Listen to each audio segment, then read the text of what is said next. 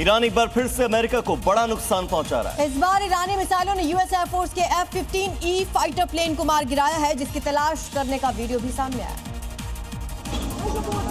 2 Black Hawk helicopter और एक C-130 refuelling aircraft जो ईरान के आसमान में मंडरा रहे हैं और तलाश कर रहे हैं F-15E फाइटर प्लेन के पायलट्स की।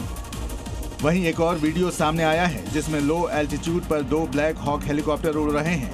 तभी वहां खड़ी एक कार से ईरानी पुलिस फोर्स के जवान उतरते हैं और फायरिंग करने लगते हैं। उधर ईरान ने एक और F-35 मार गिराने का भी दावा किया है। इधर ईरान के हमले में F-35 जेट गिराने के बाद अमेरिका ने अपने एक पायलट का रेस्क्यू कर लिया है, जबकि दूसरे की तलाश लगातार जारी है। इसी बीच ईरान ने दूसरे पायलट को ढूंढने के लिए इनाम का ऐलान भी कर दिया है। अमेरिका ने ईरान को स्टोन एज में पहुंचाने की धमकी दी है, तो वहीं ईरान ने अमेरिका का सबसे एडवांस और मॉडर्न फाइटर जेट F-35 को मार गिराया, जबकि हमले में गायब एक पायलट की तलाश अब भी जारी है। लेकिन अब तक अमेरिका के दूसरे पायलट का पता नहीं चल पाया है। जबकि इसी बीच ईरान ने पायलट को ढूंढने वाले के लिए 10 अरब तोमान के भारी भरकम इनाम का ऐलान किया है, जबकि गवर्नर ने पायलट को जिंदा पकड़ने को प्राथमिकता दी है, क्योंकि अगर पायलट ईरान की कैद में आ जाता है तो वो अमेरिका पर दबाव बनाने के लिए एक बड़ा हथियार साबित होगा।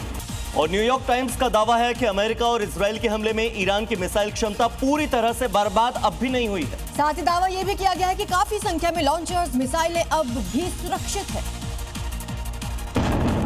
न्यूयॉर्क टाइम्स ने तो ये भी दावा किया है कि हमले के कुछ घंटे बाद ही ईरान ने अपने मिसाइल अड्डों को रिस्टोर भी कर लिया था।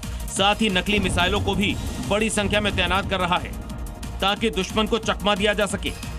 न्यूयॉर्क टाइम्स की रिपोर्ट में दावा किया है कि हमले वाली 24 जगहों में से ईरान ने आधे से अधिक जगहों पर निर्माण शुरू कर दिया है, और जब तक इजराइल अमेरिका ने दोबारा हमले का प्लान किया तब तक ईरान ने भी जवाब देने की तैयारी पूरी कर ली थी।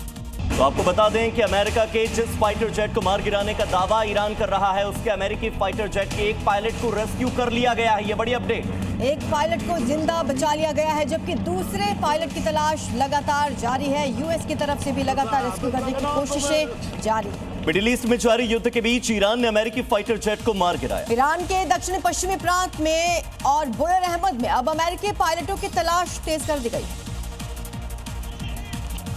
जानकारी के मुताबिक स्थानीय प्रशासन और रेस्क्यू टीमें पहाड़ी इलाकों में सर्च ऑपरेशन चला रही हैं। घने जंगल और दुर्गम पहाड़ियां रेस्क्यू ऑपरेशन को चुनौतीपूर्ण बना रही हैं। स्थानीय अधिकारियों का कहना है कि खोज अभियान में ड्रोन और हेलीकॉप्टर की मदद ली जा रही है, जबकि इलाके की निगरानी भी बढ़ा दी गई है। अभी तक पायलटों के बारे में कोई आधिकारिक पुष्टि नहीं हुई है।